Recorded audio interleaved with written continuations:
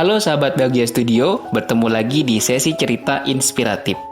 Kali ini kami akan bercerita mengenai kisah inspirasi Dua Katak dan Air Panas. Pastinya ada pelajaran berharga yang bisa kita petik dari cerita ini. Sebelum menonton, jangan lupa like dan subscribe channel ini agar kalian bisa mendapatkan video motivasi dan kisah inspiratif lainnya. Ini dia kisahnya. Ada dua ekor katak yang hidup di rawa. Suatu hari dua katak itu ditangkap oleh seorang juru masak yang akan membuat olahan dari daging katak. Si juru masak merebus air di dalam panci hingga mendidih dan memasukkan katak pertama. Karena kepanasan, katak pertama langsung bereaksi dengan melompat keluar dari dalam panci. Si juru masak pun kehilangan satu katak untuk bahan masakan yang akan dia buat. Belajar dari kejadian sebelumnya, si juru masak kemudian membuang air mendidih di dalam panci dan menggantinya dengan air dari keran. Menaruh panci yang berisi air di atas kompor, namun tidak segera menyalakannya. Dia mengambil katak yang tersisa dan memasukkannya ke dalam panci tersebut.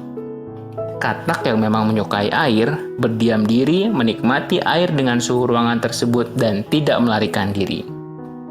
Saat kompor dinyalakan dan suhu perlahan-lahan naik, katak merasa nyaman dan tidak menyadari perubahan di sekitarnya. Katak tidak menyadari bahaya yang mengancamnya dan tetap berdiam diri dengan perubahan di dekatnya. Meskipun suhu air dinaikkan sampai mendidih, katak merasa bisa mengatasinya dan tidak melompat keluar. Ketika suhu air terlalu panas dan akan membunuhnya, semuanya sudah terlambat. Karena dia terjebak dalam kenyamanan, hanya mencoba menyesuaikan diri tanpa berani melakukan perubahan besar untuk bisa menyelamatkan hidupnya. Katak itu pun mati. Lalu pertanyaannya, apa yang membunuh katak itu? Banyak dari kita yang akan menjawab air mendidih. Namun sebenarnya yang membunuh katak itu adalah ketidakmampuan dirinya untuk memutuskan kapan ia harus melompat keluar. Pelajaran yang kita ambil dari cerita ini adalah yang pertama, terus belajar dan berinovasi. Siapa yang bisa bertahan bukanlah yang paling kuat ataupun yang paling cerdas. Yang bisa bertahan adalah yang bisa melakukan perubahan sesuai dengan keadaan. Yang kedua, jangan sombong dengan kemampuan kita. Katak tidak meloncat karena merasa dia bisa menghadapi perubahan yang terjadi tanpa harus melakukan perubahan. Hal ini biasa ditemui ketika seseorang merasa sudah menguasai sesuatu dan merasa paling hebat di bidang tersebut. Kita sudah sering melihat perusahaan-perusahaan raksasa besar yang hilang akibat hal ini. Sebut saja Polaroid, Nokia, maupun BlackBerry yang hilang setelah Android muncul. Mereka kalah persaingan karena merasa sudah paling hebat dan tidak dapat mengantisipasi perubahan yang terjadi. 3. Hindari zona nyaman. Cobalah melompat untuk mencari dan mencoba sesuatu yang baru. Melakukan hal yang sama setiap saat bisa jadi menghapus potensi yang ada pada dirimu. Yang keempat adalah berani keluar dari lingkungan kerja ataupun hubungan yang buruk. Ketika lingkunganmu hanya menjadi toksik bagi kehidupanmu, beranilah meninggalkannya. Itulah dia hikmah dari cerita katak dan air panas. Cerita ini bisa dijadikan kisah inspiratif untuk siswa di sekolah atau diceritakan kepada si kecil sebelum mereka tidur. Jangan lupa share video ini jika bermanfaat ya. Sampai jumpa.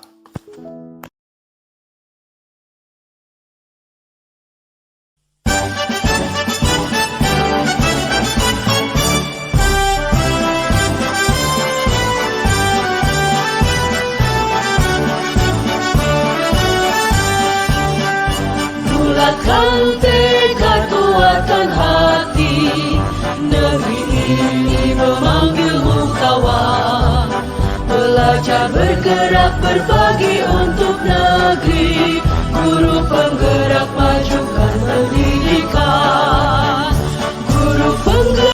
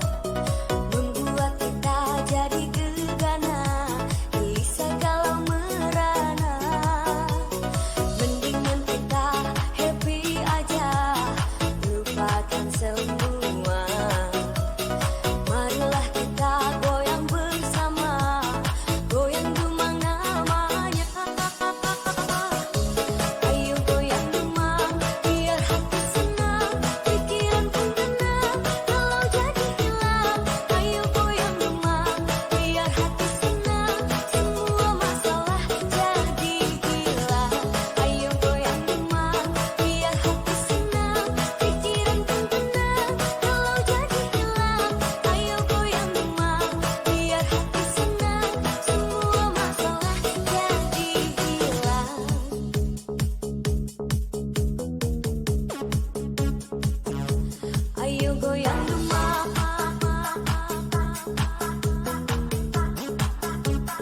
Back to the beat, back to the sound.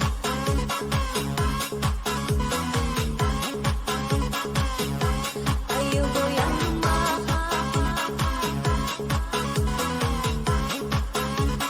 Back to the beat, back to the sound.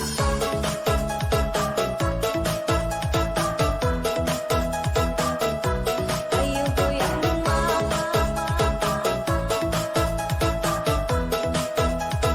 Back to the beat, back to the sound.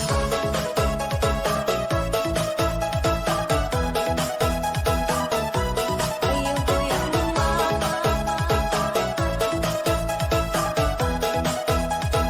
Back to the beat, back to the sound. Sakit rasanya putus cinta, sesatnya di dada, membuat kita jadi gegana, bisa kalau merana. Mendingan kita happy aja, lupakan semua. Marilah kita goyang bersama, goyang dumang namanya. Ayo goyang dumang, biar hati senang, pikiran pun tenang, kalau jadi hilang. Ayo goyang dumang, biar hati senang, semua masalah jadi hilang.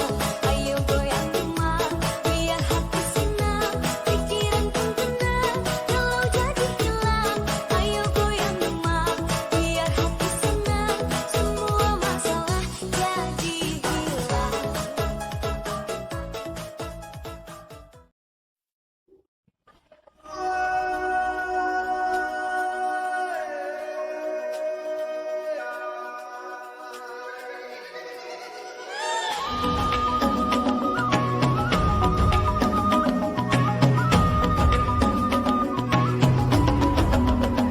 Bangun dan bukalah matamu.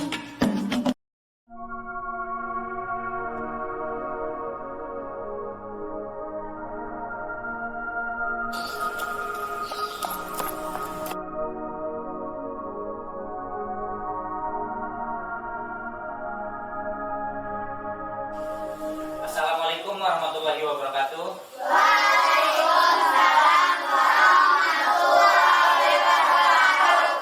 Selamat pagi anak-anak. Kalian tahu kenapa Bapak ambil jam pertama di kelas ini? Bapak ingin melatih kedisiplinan kalian. Sudah tahu belum peraturan Bapak seperti apa? Belum tahu? Bapak kasih tahu ya.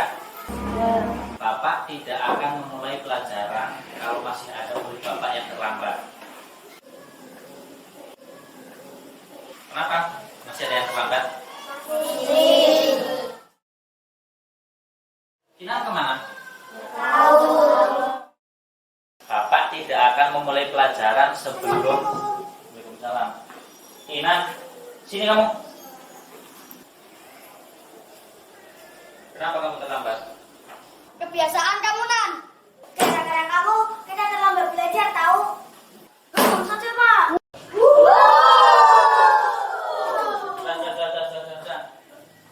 Kinan, kamu duduk. Tapi ingat, jangan sampai terlambat lagi. Kalau sampai kamu terlambat lagi, Bapak benar-benar tidak akan memulai pelajaran. Paham?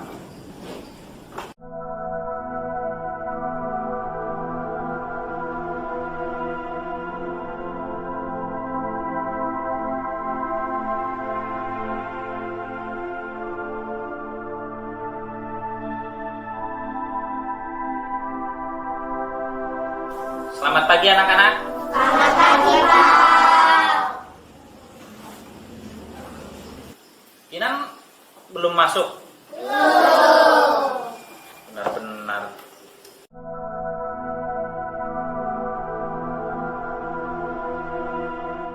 Kenapa Bapak terapkan disiplin? Itu agar kalian nanti di SMP, SMA seterusnya agar bisa tepat waktu.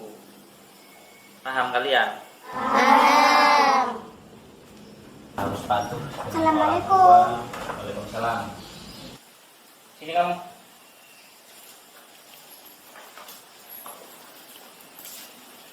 Kenapa kamu terlambat tadi? Kenapa? Jawab, kenapa kamu diam? Bapak kan sudah bilang, kamu jangan terlambat lagi. Kasihan teman-teman kamu ketinggalan pelajaran gara-gara kamu. Kenapa kamu terlambat? Tadi saya Sudah, tidak usah banyak alasan. Sekarang kamu berdiri di depan kelas, tunggu sampai pelajarannya selesai. Kamu boleh ikut pelajaran Bapak, tapi kamu berdiri di depan. Berdiri sekarang.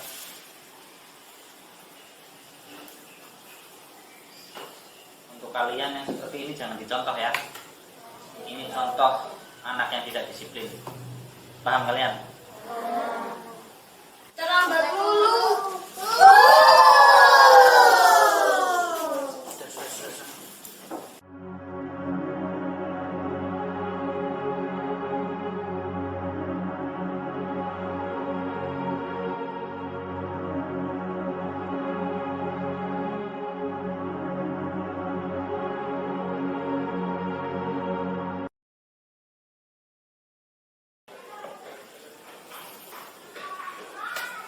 Sudah 1 jam lebih ini Kinan belum datang.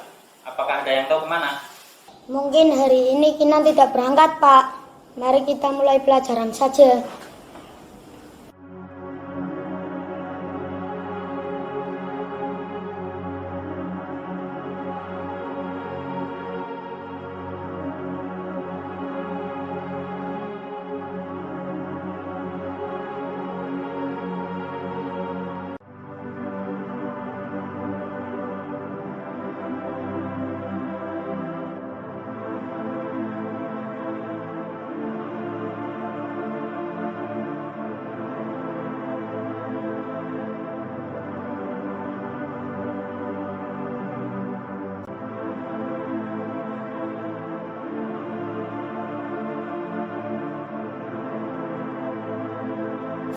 Selamat pagi anak-anak. Selamat pagi, Pak.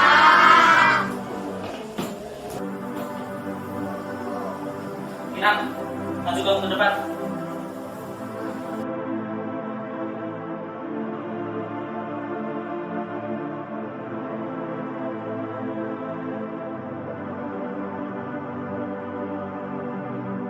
Kenapa, Pak? Saya kan nggak terlambat.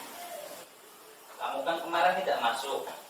Dan gara-gara kamu, teman-teman sekelas kamu tertinggal pelajaran Bapak.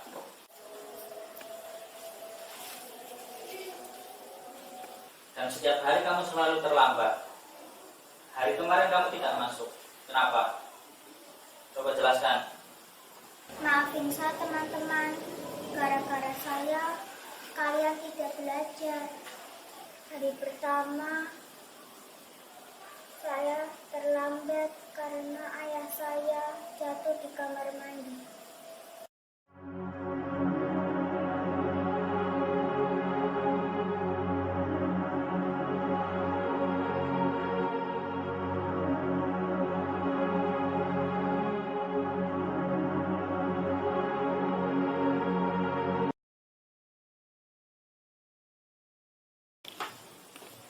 Bapak kenapa, Pak?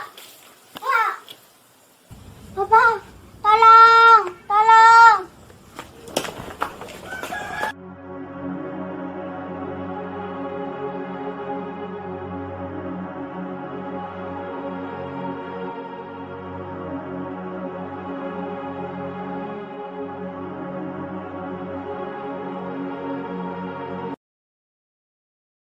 Hari kedua, saya harus membeli sarapan dan mengulangi ayah saya yang ternyata bekerja.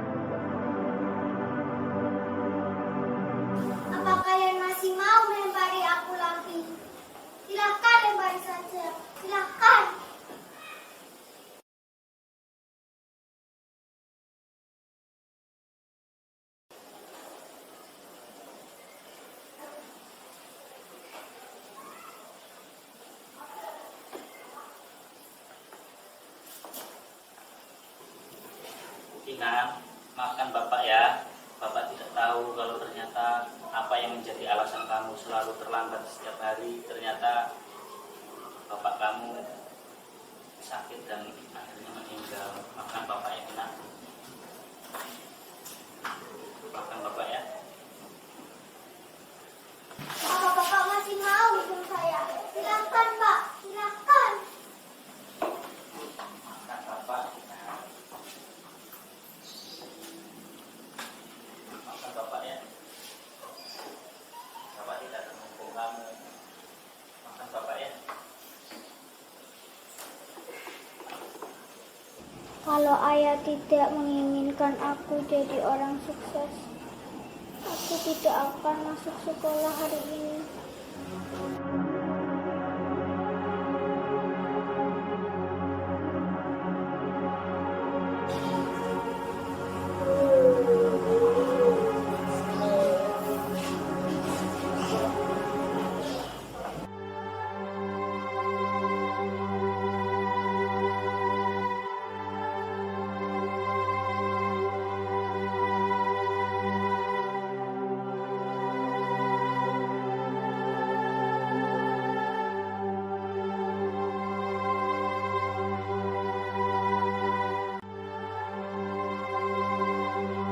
Sebaiknya berkesimpulanlah yang baik terlebih dahulu terhadap seseorang sebelum kesimpulan yang salah yang kalian dapatkan.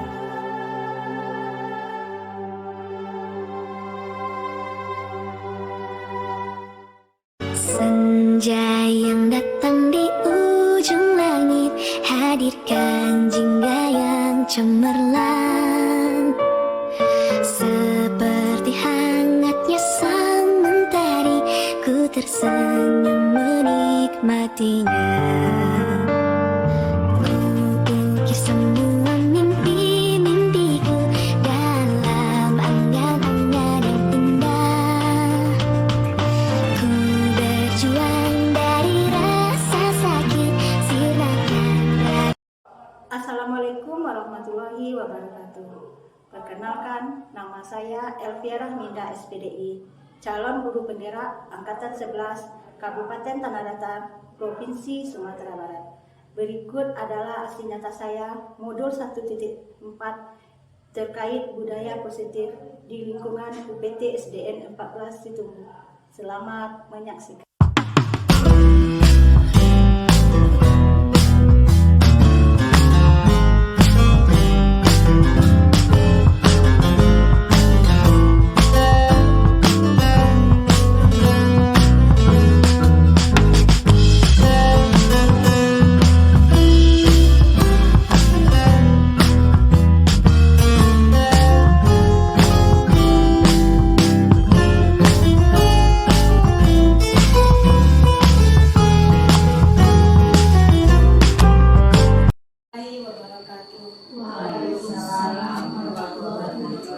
Yang sama-sama kita hormati Ibu Kepala Sekolah UPT SDN 14 Situmbu, yang sama saya hormati Bapak dan Ibu Majelis Guru.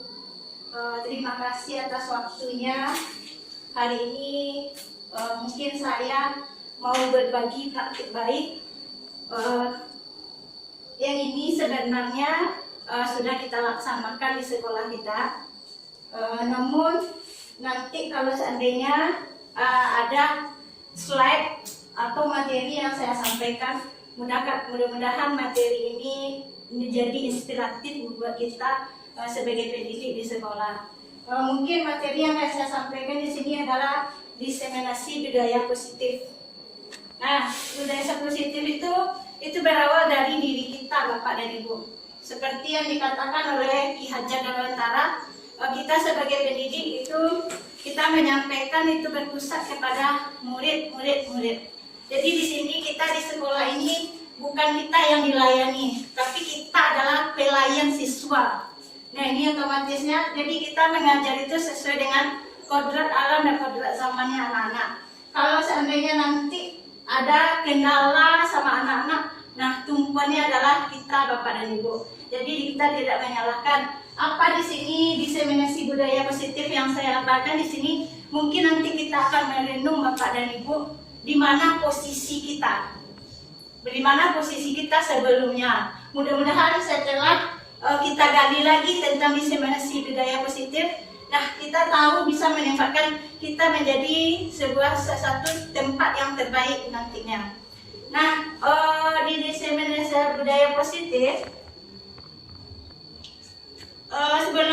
sebelum apanya saya ajak dan Bapak dan Ibu dulu untuk merilekskan kepala karena tadi kita sudah mengerjakan tugas.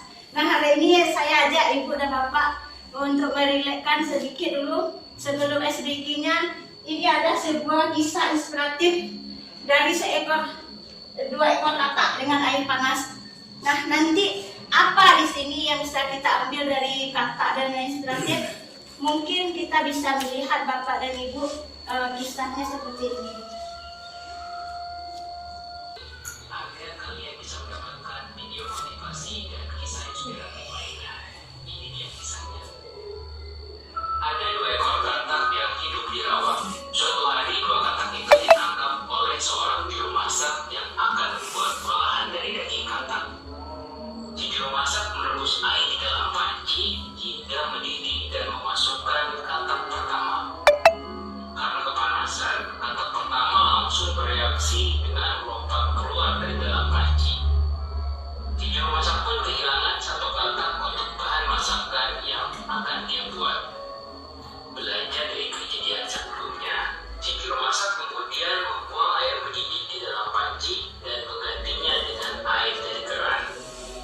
Menaruh panci yang berisi air di atas kompor, namun tidak segera menyalakannya. Dia mengambil katak yang tersisa dan memasukkannya ke dalam panci tersebut. Katak yang memang menyukai air, bagian kiri menikmati air dengan suhu ruangan tersebut dan tidak melarikan diri. Saat kompor dinyalakan dan suhu perlahan naik, katak merasa nyaman dan tidak menyadari perubahan di sekitarnya. Katak tidak menyadari bahaya yang mengancamnya dan tetap berdiam diri dengan perubahan di dekatnya. Meskipun suhu air dinaikkan sampai mendidih, katak merasa bisa mengatasinya dan tidak melompat keluar. Ketika suhu air terlalu panas dan akan membunuhnya, semuanya sudah terlambat. Karena dia terjebak dalam kenyamanan, hanya mencoba menyesuaikan diri tanpa berani melakukan perubahan besar untuk bisa menyelamatkan hidupnya. Katak itu pun mati. Lalu pertanyaannya, apa yang membunuh katak itu? Banyak dari kita yang akan menjawab air mendidih. Namun sebenarnya yang membunuh katak itu adalah ketidakmampuan dirinya untuk memutuskan kapan ia harus melompat keluar. Pelajaran yang kita ambil dari cerita ini adalah yang pertama, terus belajar dan berinovasi. Siapa yang bisa bertahan bukanlah yang paling kuat ataupun yang paling cerdas. Yang bisa bertahan adalah yang bisa melakukan perubahan sesuai dengan keadaan. Yang kedua, jangan sombong dengan kemampuan kita. Katak tidak meloncat karena merasa dia bisa menghadapi perubahan yang terjadi tanpa harus melakukan perubahan. Hal ini biasa ditemui ketika seseorang merasa sudah menguasai sesuatu dan merasa paling hebat di bidang tersebut. Kita sudah sering melihat perusahaan-perusahaan raksasa besar yang hilang akibat hal ini. Sebut saja Polaroid, Nokia maupun BlackBerry yang hilang setelah Android muncul. Mereka kalah persaingan karena merasa sudah paling hebat dan tidak dapat mengantisipasi perubahan yang terjadi.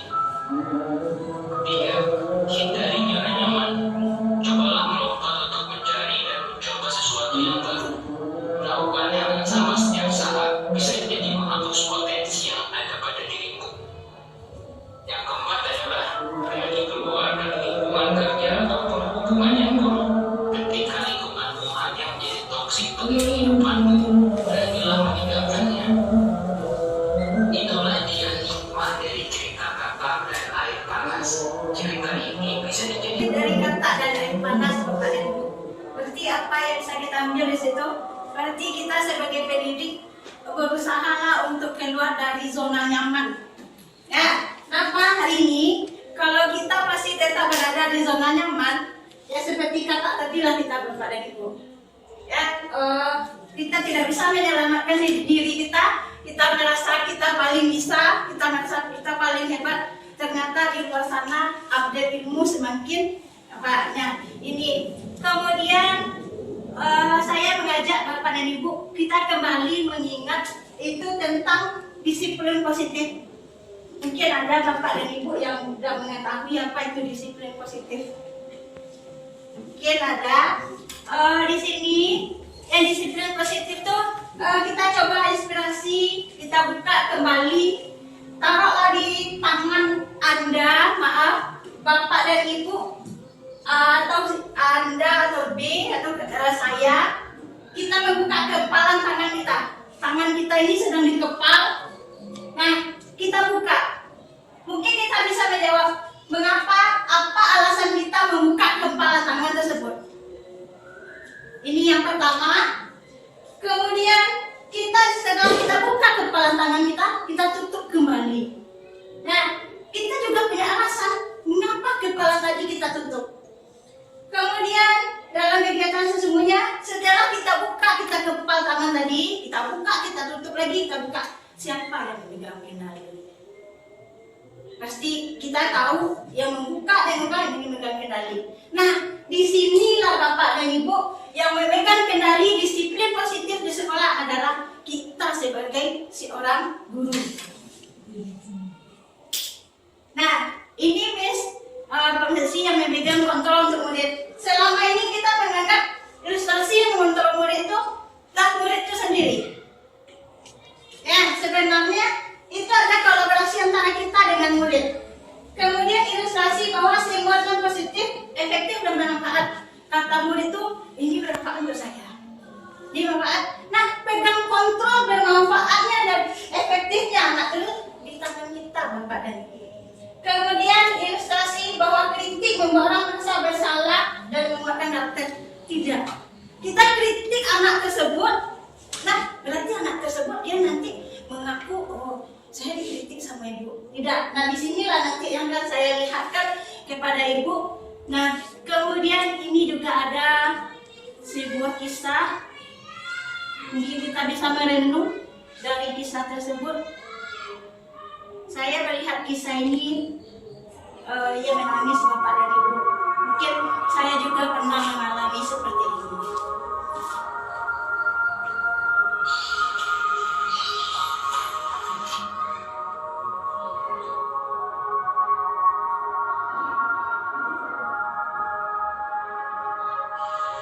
Assalamualaikum warahmatullahi wabarakatuh.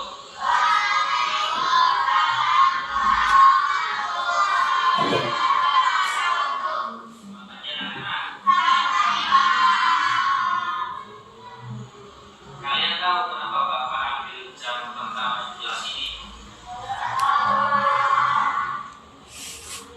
Bapak ingin melatih disiplin kerja. Sudah tahu belum peraturan Bapak seperti apa? Belum tahu? Kasih tahu ya.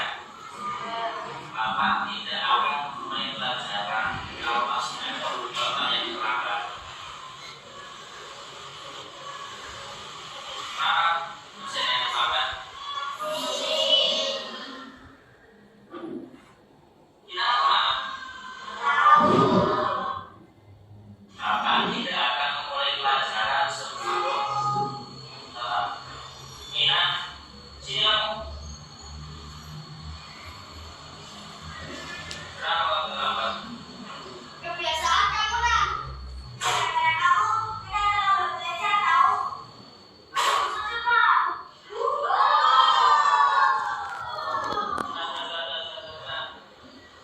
Nina, kamu dulu.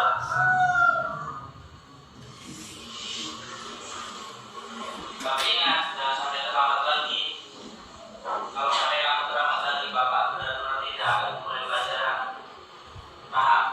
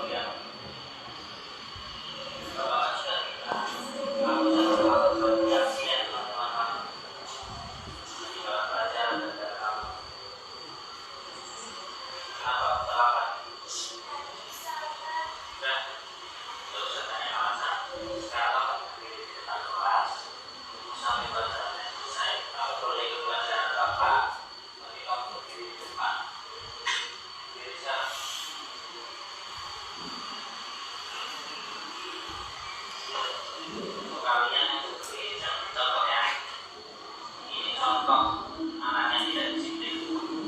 Paham kalian?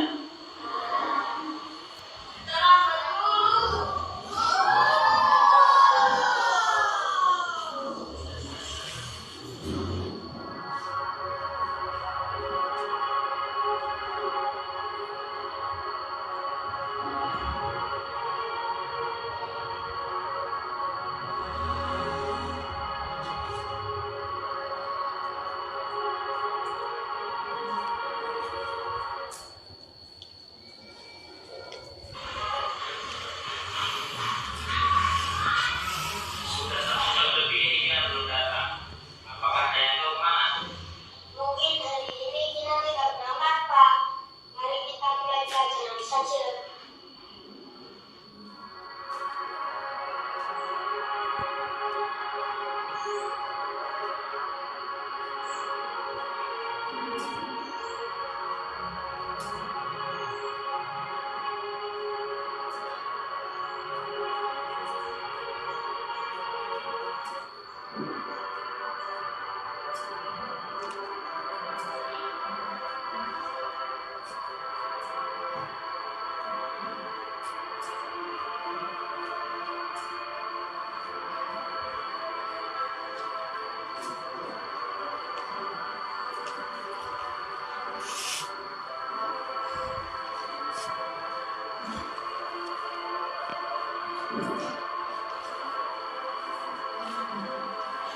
Selamat pagi anak-anak.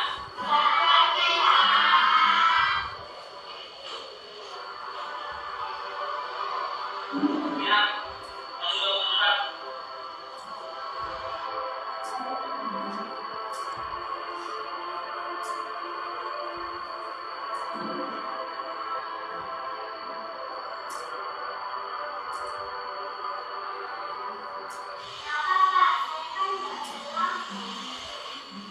Kalau kemarin tidak masuk dan gara-gara kamu teman-teman sekelas kamu tertinggal pelajaran Bapak.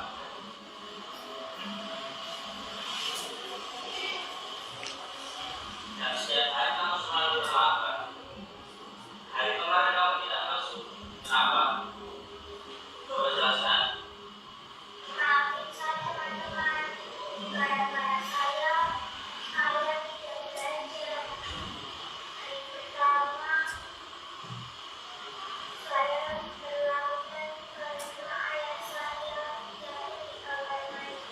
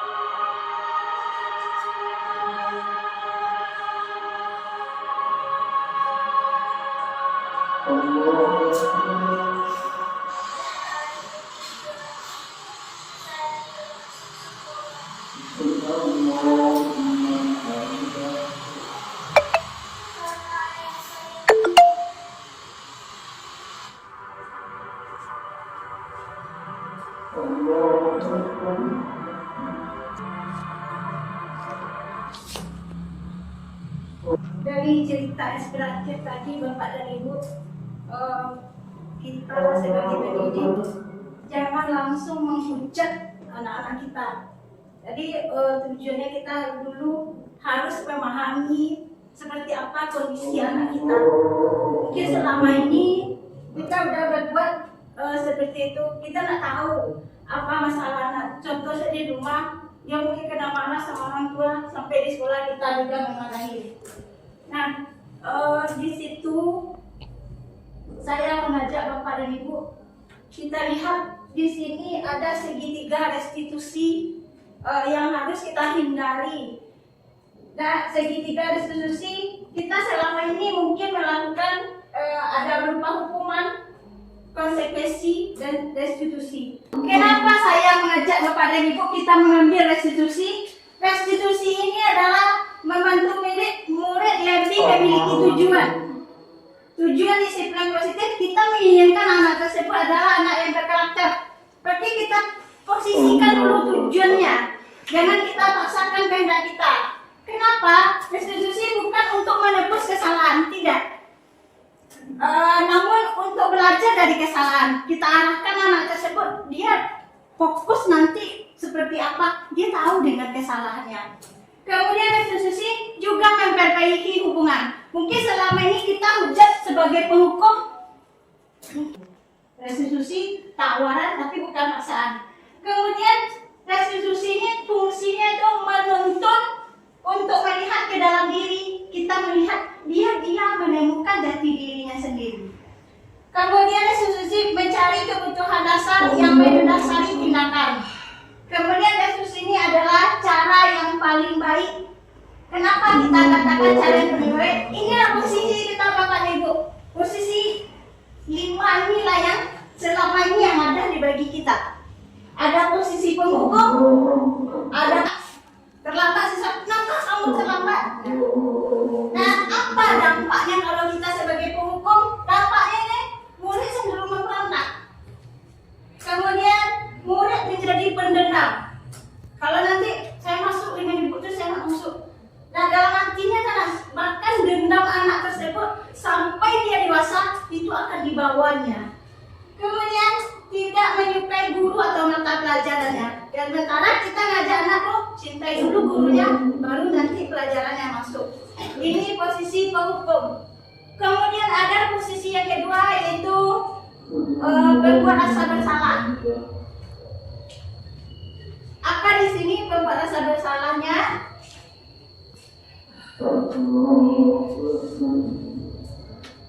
Nah, di sini ciri-ciri membuat rasa bersalah itu nadanya tenang.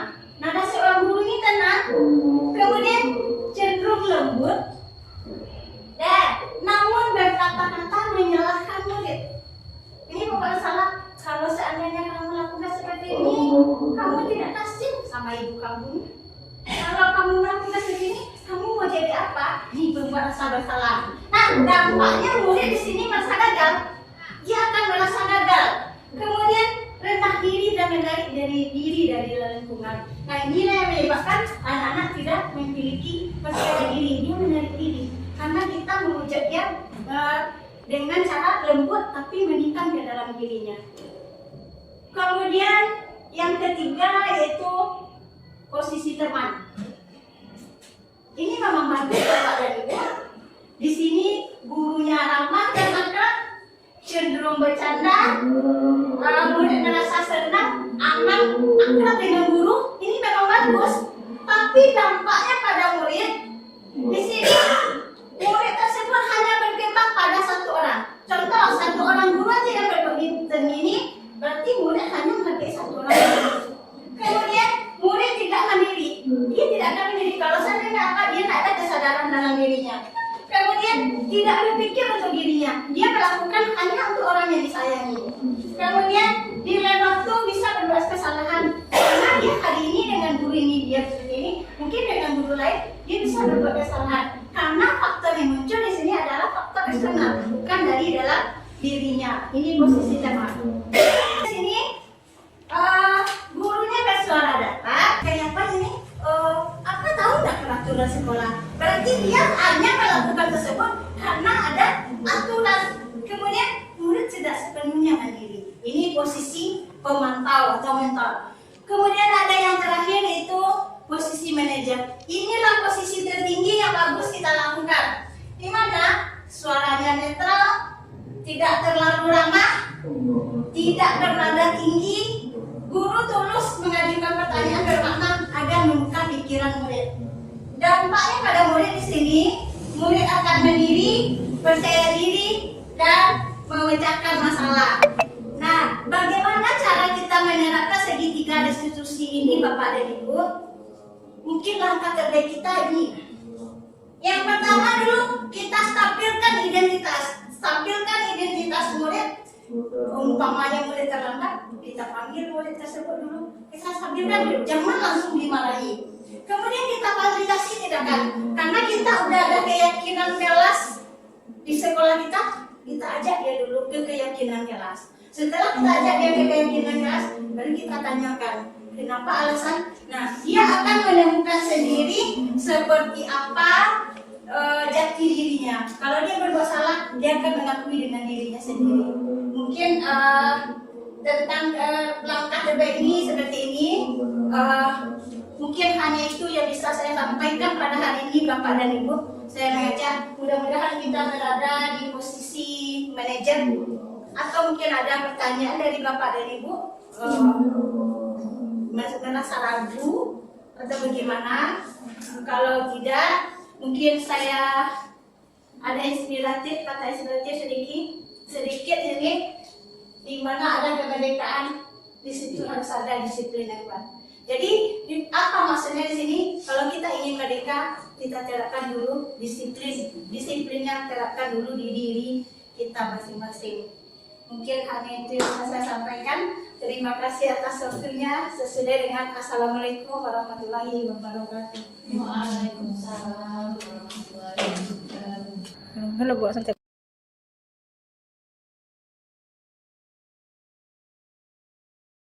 Kenalkan, nama saya Petri Sandora SPD selaku Kepala Sekolah di PT SDN 14 Situbondo.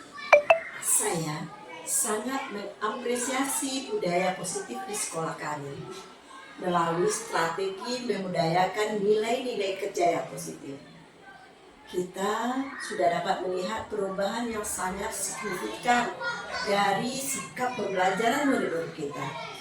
Mereka semakin berani mencoba tanpa takut salah, karena kesalahan itu adalah sebagai suatu proses dalam pembelajaran di sekolah. Terima kasih. Assalamualaikum warahmatullahi wabarakatuh. Perkenalkan, saya Febrianti SPD, guru kelas 6 UPT SD Negeri 14 Tomo. Melihat penerapan budaya positif di sekolah telah memberikan dampak yang signifikan bagi murid-murid. Mereka semakin berani untuk mencoba hal-hal yang baru tanpa takut melakukan kesalahan. Sikap pembelajaran yang mereka tunjukkan dalam aktivitas sehari-hari sangat menginspirasi. Selain itu, murid-murid juga mulai terbiasa mengatur waktu dan pekerjaan mereka dengan lebih baik. Saya merasa bahwa konsistensi dan komitmen dalam membudayakan nilai-nilai positif ini sangat penting dan harus terus dilanjutkan. Terima kasih atas dukungan semua pihak dalam mewujudkan lingkungan belajar yang positif. Assalamualaikum warahmatullahi wabarakatuh. Bismillahirrahmanirrahim. Assalamualaikum warahmatullahi wabarakatuh. Perkenalkan, nama saya Nilawati SPDSD, guru kelas 4 SDN 14 Situbondo. Dengan ini saya merasa puas setelah mendengarkan praktek baik yang dibagikan oleh rekan-rekan kami. Saya merasa sangat terinspirasi untuk terus membudayakan nilai-nilai kerja yang positif di kelas saya. Saya melihat bahwa dengan konsisten dan komitmen, murid-murid semakin berani mencoba hal-hal baru tanpa takut melakukan kesalahan. Mereka juga mulai terbiasa mengatur waktu dan pekerjaan mereka dengan lebih baik. Demikian, terima kasih. Assalamualaikum warahmatullahi wabarakatuh. Assalamualaikum warahmatullahi wabarakatuh. Perkenalkan, nama saya Kania Adela Sodani, siswi kelas 6 UPT SDN 14 Situbondo, Kecamatan Salimpaung, Kabupaten Tanah Datar. Saya sangat senang dengan penerapan budaya positif di sekolah. Saya belajar untuk menghargai teman-teman saya terhadap karya mereka, seperti banding yang mereka buat. Selain itu, saya juga belajar tentang pentingnya mengatur waktu dan pekerjaan dengan baik. Di rumah, saya sering menceritakan kepada keluarga tentang budaya ramah lingkungan yang diajarkan di sekolah, bahwa kesalahan yang tidak disengaja bukanlah sesuatu yang buruk. Terima kasih kepada guru-guru yang selalu mendukung kami. Assalamualaikum warahmatullahi wabarakatuh.